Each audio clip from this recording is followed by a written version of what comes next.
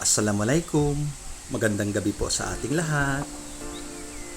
Habang ako'y papauwi galing opisina kanina, naisipan kong dumaan sa isang talipapa.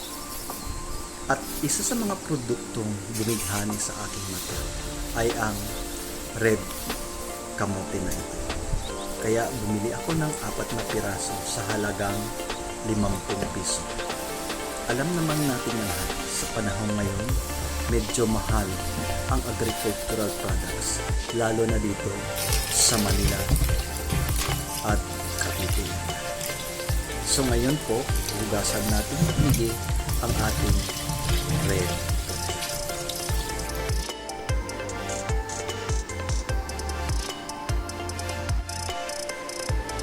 Isasalin na po natin siya sa ating lutuan at pakuluan ng at least 15 minutes para hindi po ma-overcook.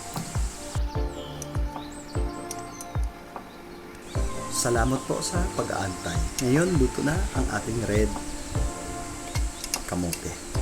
Bago po ang lahat, huwag nating kalimutan mag-subscribe at mag-like sa aking YouTube channel, Sibuto Fardes Sal.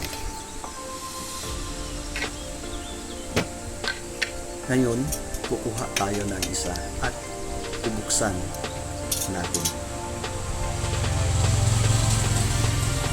Sigurado ako matatakam kayo. Tara, kain na po tayo. Pito na kam, mangan na kita. Magsukol at maraming salamat sa ating lahat.